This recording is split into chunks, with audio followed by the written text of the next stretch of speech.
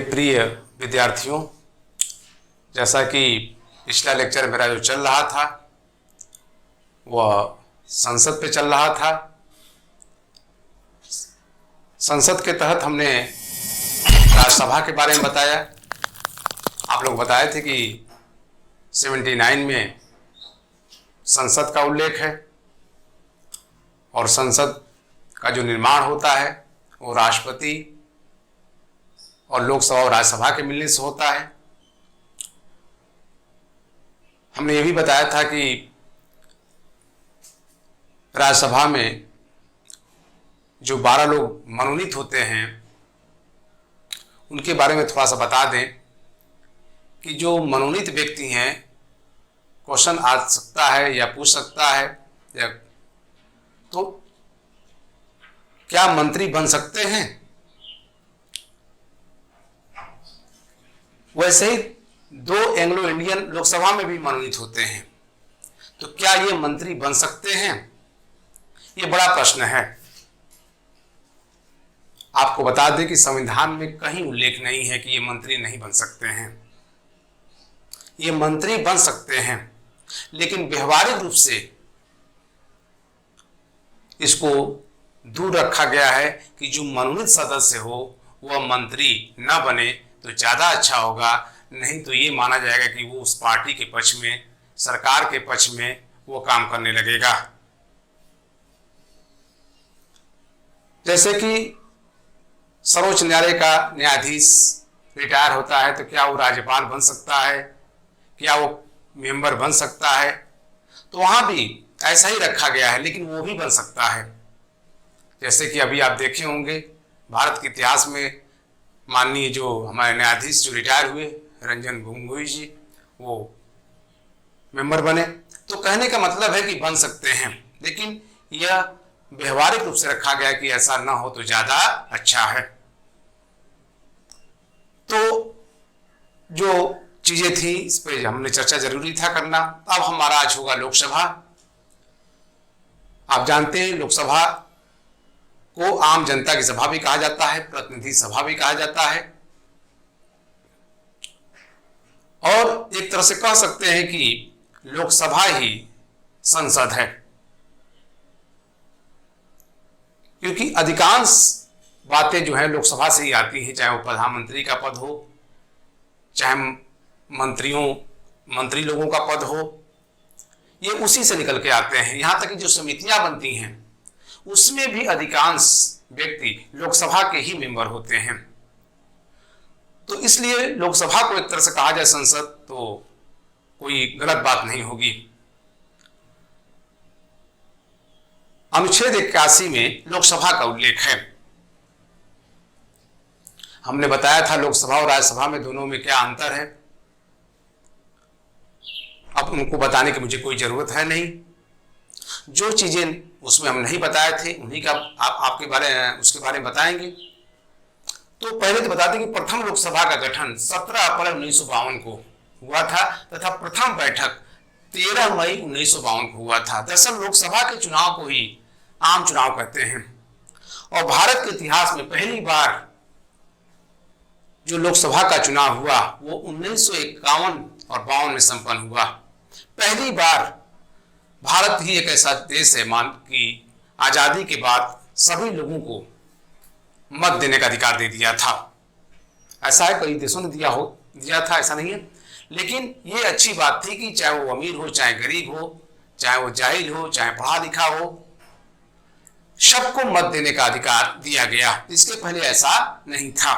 इसीलिए पहला जो चुनाव हुआ भारत के इतिहास में वो लंबे टाइम तक चला, क्योंकि पहली बार लोगों को मत देने का अधिकार मिला था। उसको बताया गया कि कैसे चुनाव करना है, कैसे वोटिंग करना है। इसलिए लगभग 4 महीने समय लगे थे। तो इसलिए लोकसभा का चुनाव हो चाहे राज्यों में विधानसभा का चुनाव हो, इसे ही हम आम चुनाव कहते हैं।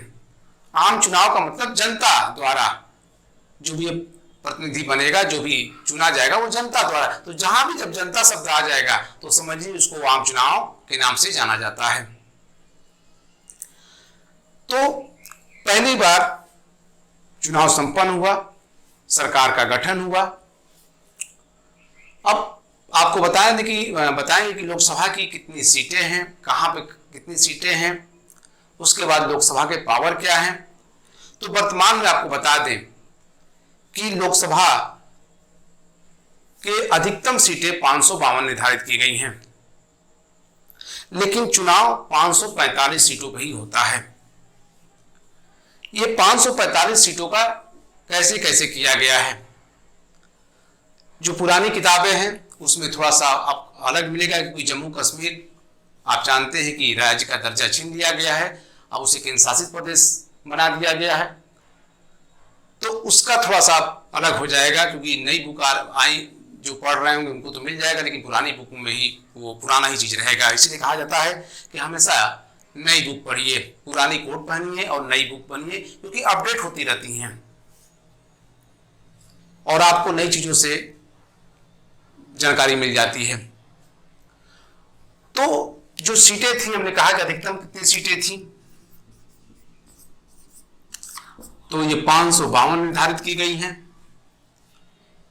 चुनाव कितने पर होता है ये जानना जरूरी है। तो 543 सीटों पर चुनाव होता है और 2 इसमें एंग्लो इंडियन मनोनीत हो जाते हैं, तो कितना हो जाता है 545।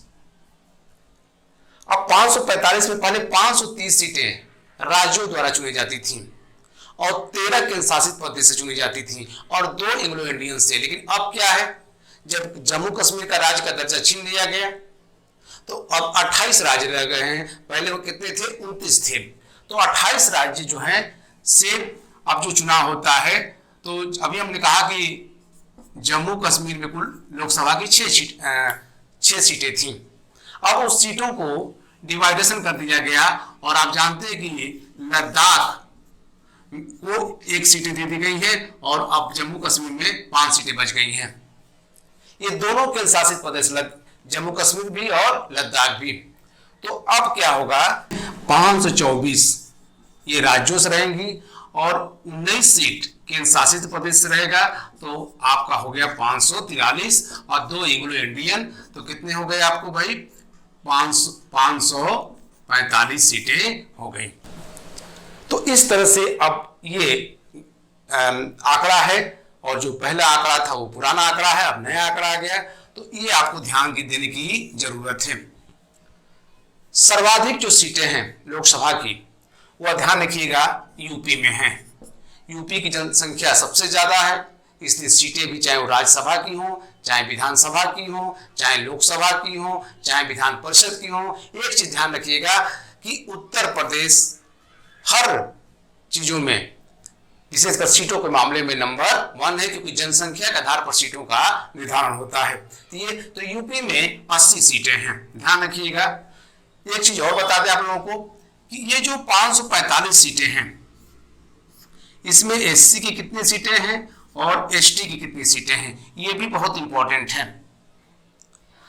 अब एससी की जो सीटें हैं वो टोटल 84 हैं और एसटी की जो सीटें हैं वो 47 हैं। ये ध्यान रखिएगा, ये पूछता है एससी का और एसटी की कितनी सीटें हैं। और एक चीज यही पे बता दें आप लोगों को, विशेषकर जो यूपी वाले लोग हैं, कि यूपी में एससी की जो सीटें हैं वह 17 हैं। ध्यान रखिएगा, ये यूपी की बात कर रहे हैं, जहां पर सबसे ज्यादा अगर सीटें एससी की हैं तो उत्तर प्रदेश में है। कुल कितनी सीटें हैं, 17 हैं। और एसटी की एक भी यूपी में सीटें नहीं है और एसटी की सीटें ध्यान रखिएगा सबसे ज्यादा एमपी में है। ध्यान रखिएगा, बस यही ध्यान रखने की जरूरत है आप लोगों को, क्योंकि ये भी क्वेश्चन बनते हैं। तो हमने बता दिया कि पूरे भारत में एससी की सीटें कितनी है, 84, एसटी की सीटें कितनी है, 47, 47, और उत्तर प्रदेश में सबसे ज्यादा सर्वाधिक सीटें एससी की हैं, कितनी है, 17 सीटें हैं। तो ये आप लोगों को बताना जरूरी था। अब और लोकसभा की सीटें हमने बता दिया कि सर्वाधिक कहां पे है, 80 हैं। अब इतनी चीजें थी। अब आपको बता दें कि कोई भी लोकसभा हम का जो चुनाव होता है, जो भी सदस्य चुन के आते हैं उनके योग्यता के बारे में हो या जिसको अर्हता करते हैं निर्हरता के बारे में हो, इनके बारे में फैसला राष्ट्रपति चुनाव आयोग के परामर्श से लेकर के करता है, और जो भी राष्ट्रपति फैसला देगा इन सदस्यों को मानने के लिए बाध्य होना पड़ेगा। लेकिन दल बदल का अगर मामला है, ध्यान रखिएगा, तो उसमें फैसला लोकसभा अध्यक्ष देता है। दूसरी चीज है कि अगर लोकसभा का सत्र चल रहा है, अब कोई माननीय लोकसभा का मेंबर हो, तो अगर वो 60 दिन लगातार उपस्थित होता है, ध्यान रखिए कितने दिन, 60 दिन लगातार अनुपस्थित चलता है, सूचना नहीं देता है, तो उसकी सदस्यता समाप्त की जा सकती है। दूसरा, 40 दिन अगर पार्लियामेंट का सत्र चल रहा है, संसद का सत्र चल रहा है, तो 40 दिन पहले और 40 दिन बाद उसको दीवानी मामले में अगर उसके ऊपर मुकदमे हैं तो उसकी गिरफ्तारी नहीं हो सकती है। अगर किसी कारण से गिरफ्तारी करना भी है अन्य मामलों में, तो उसको भी संसद से परमिशन लेना पड़ेगा। ये बहुत इंपॉर्टेंट चीज हम दोनों चीजों को बता दिए। इसमें भी आपको याद रखिएगा कितने दिन उपस्थित रहेगा। अगर अनुपस्थित है तो 60 दिन तक, और 40 दिन पहले, सत्र से शुरू होने से 40 दिन पहले और 40 दिन बाद दीवानी मामले में उसकी कोई गिरफ्तारी नहीं हो सकती है। अब दूसरी महत्वपूर्ण बात बता दें कि जैसे मान लीजिए कोई सदस्य लोकसभा का है या राज्यसभा का है, अगर वो जीत जाता है, लोकसभा का था राज्यसभा का जीत गया, राज्यसभा का था लोकसभा का जीत गया, तो अगर 10 दिन के अंदर सूचना नहीं देता है तो ध्यान दीजिएगा उसका एक पद स्वतः खाली हो जाएगा। कौन सा? जिसमें वो शपथ लिया है। जैसे मान लीजिए हम राज्यसभा के शपथ लिए हैं, हम लोकसभा का भी चुनाव जीत गए, तो मेरा जो है अगर सूचना नहीं देते हैं तो उस 10 दिन के अंदर तो हमारा पद स्वतः खाली हो जाएगा, रिक्त हो जाएगा। उसी तरह से इसमें एक और भी बातें हैं कि अगर मैं लोकसभा का मेंबर बन गया या पार्लियामेंट का मेंबर बन गया और मैं राज्यों के विधानमंडल का भी चुनाव जीत गया, तो अगर 14 दिन के अंदर, ध्यान रखिएगा 14 दिन के अंदर अगर हम एक पद नहीं छोड़ते हैं तो हमारा जो जीता हुआ पद है स्वतः रिक्त मान लिया जाएगा। क्यों रिक्त माना जाएगा? जैसे मान लीजिए कोई व्यक्ति जो है, ये व्यक्ति है, बस ध्यान से दीजिएगा, और वो ये व्यक्ति लोकसभा का भी जीता और फिर ये विधानसभा का चुनाव लड़ा और इसका भी जीत गया, तो इसका तो मेंबर ऑलरेडी रहता ही है ना, ये जीता है, तो अगर ये नहीं छोड़ेगा तो इसका शपथ कैसे लेगा? नहीं ले सकता है। तो अगर 14 दिन के अंदर यह सूचना नहीं देता या शपथ नहीं लेता है तो इसका पद ये वाला स्वतः खाली हो जाएगा। बस ये ध्यान में आप लोगों को रखना है। अब आपको बता दें कि ये चीजें थी। लोकसभा में भी आप कह सकते हैं कि 3 तरह के पदाधिकारी होते हैं। एक होता है लोकसभा अध्यक्ष, एक होता है लोकसभा उपाध्यक्ष, और एक होता है महासचिव। जैसा कि हम राज्यसभा में बताए थे कि ये दोनों लोकसभा अध्यक्ष और उपाध्यक्ष अस्थायी हैं, कह सकते हैं, और महासचिव का जो पद होता है वो स्थायी पद होता है। सरकार का अधिकारी होता है, सारे कामकाज को देखता है, सूचनाएं देता है, जिसकी हम चर्चा करेंगे, और इसके पहले भी थोड़ा बहुत बताए थे। अब हम थोड़ा सा आपको चर्चा करते हैं लोकसभा के पावर, लोकसभा की शक्तियां क्या हैं। वैसे तो हम राज्यसभा में लोकसभा को दोनों लेकर चल रहे थे, लेकिन पुनः थोड़ा सा हम रिपीट कर देते हैं कि जो लोकसभा और राज्यसभा की जो कॉमन शक्तियां हैं उसको एक बार और सुन लीजिए आप। कोई भी साधारण विधेयक, ध्यान रखिएगा, लोकसभा के साथ साथ राज्यसभा में भी पेश किया जाएगा। दूसरा, राष्ट्रपति तथा उपराष्ट्रपति के निर्वाचन में लोकसभा के साथ साथ राज्यसभा के भी सदस्य भाग लेते हैं। किसी पर महाभियोग लाना है तो लोकसभा के समान राज्यसभा के भी सदस्य भाग लेंगे। संविधान संशोधन अगर करना है संविधान में तो लोकसभा के समान राज्यसभा के भी सदस्य भाग लेंगे। ये दोनों की कॉमन शक्तियां हैं। अब लोकसभा की अन्य शक्तियां क्या हैं? तो लोकसभा की जो एक अन्य शक्ति है वो है वित्त संबंधी, जिसको हम अंग्रेजी में कहते हैं मनी बिल, धन विधेयक। और धन विधेयक उसे कहते हैं जो आय व्यय से मामला हो। इसकी हम आगे बताएंगे आप लोगों को कि धन विधेयक और वित्त विधेयक में क्या थोड़ा डिफरेंट है। मतलब मोटा मोटा जानिए कि जिससे आय और व्यय का मामला हो उसे को ही हम मनी बिल कहते हैं, धन विधेयक कहते हैं। यह सिर्फ लोकसभा में ही पेश किया जा सकता है।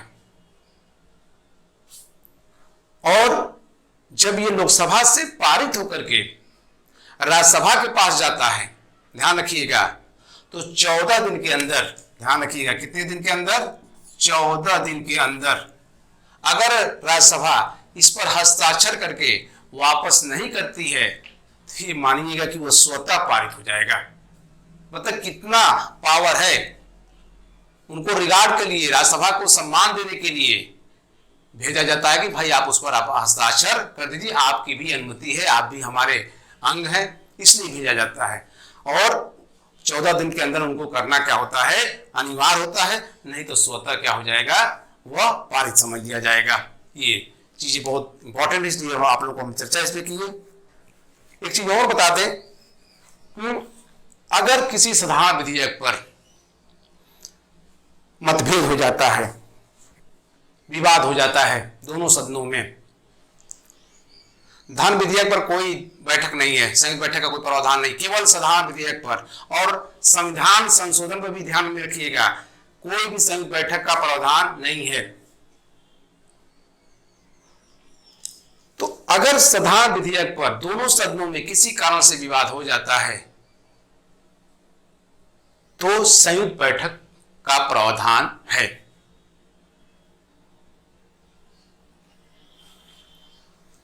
भारत के इतिहास में अब तक 3 बार संयुक्त बैठक हुई है। आपको बता दें ये तीनों बार जो बैठक हुई है वो कब कब हुई है, तो 1961 में, 1978 में और 2002 में। ये 3 बार भारत के इतिहास में संयुक्त बैठक हुई है, बस ये याद रखना है। पहला जो हुआ था वो दहेज जो विरोधी अधिनियम था,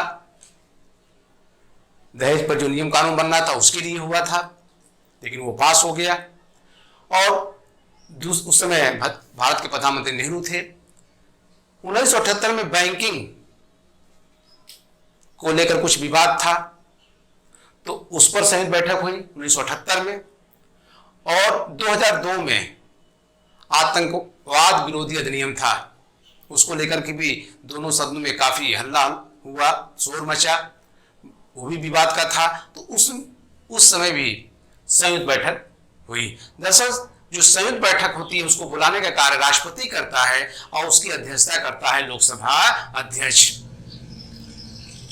इन तीनों में अटल बिहारी वाजपेयी ने भाग लिया था। पहली बार वो सांसद की हैसियत से भाग लिए, दूसरी बार वो मंत्री की हैसियत से भाग लिए, और तीसरी बार जब 2002 में बैठक हुई तो प्रधानमंत्री की हैसियत से भाग लिए थे। तो इस तरह से भारत के इतिहास में अब तक 3 बार संयुक्त बैठक हो चुकी है। हमने अभी बता दिया कि किस किस मामले में बैठक हो सकती है, किस किस मामले में नहीं हो सकती है, ये भी हमने बता दिया है। आपको छोटी छोटी चीजें भी जानना है। जब छोटी छोटी चीजें आप जानते रहेंगे तो बड़ी चीज भी आपको मालूम चल जाएगा। तो इस तरह से ये हमने इनका बताया। तो ये अलग पावर है लोकसभा का, ये कह सकते हैं कि एक्स्ट्रा शक्ति है मनी बिल, धन विधेयक। वैसे भी लोकसभा के ही प्रधानमंत्री बनते हैं, बहुमत दल का जो नेता होता है लोकसभा के अधिकांश, अभी हम बता रहे थे कि मंत्री बनते हैं, अधिकांश लोकसभा के जो सदस्य होते हैं वो समितियों के मेंबर बनते हैं, इसलिए लोकसभा को लोकप्रिय सदन के नाम से जाना जाता है। तो ये बहुत इंपॉर्टेंट चीज था। अब हम जो चर्चा आपसे करेंगे, अब देखिए लोकसभा के कार्य भी हैं। आप कह सकते हैं कि विधायी कार्य हैं, कार्यपालिका की जो शक्तियां हैं वो लोकसभा से ही होकर गुजरती हैं, मान लीजिए संसद से मान लीजिए उसको, लेकिन लोकसभा उस पर ज्यादा वीटो करता है। तो इस तरह से कई शक्तियां भी हैं इनको, जिसकी चीजें हमने अभी इसके पहले जो चर्चा किया था। अब हमारा जो टॉपिक होगा वो अब लोकसभा अध्यक्ष से होगा। कुछ ऐसी चीजें रहेंगी जो हम उसमें चर्चा करेंगे।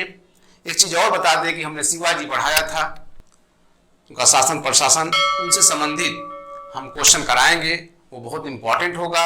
जो लोग नहीं भी अगर लेक्चर सुने होंगे, क्वेश्चन भी अगर आप कर लेंगे तो बहुत सी चीजें आपको याद हो जाएंगी।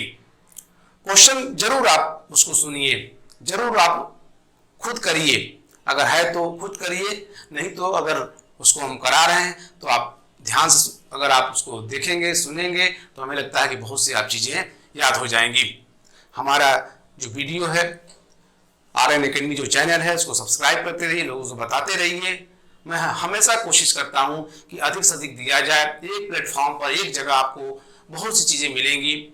और आप बस यही ध्यान रखें, कोई अगर आप पूछना चाहते हैं तो आप भेजिए, हम उसको बताएंगे। अगर कोई चीज़ छूट जाता है तो मैं अगले वीडियो में उसको कोशिश करता हूं बताने के लिए। धन्यवाद।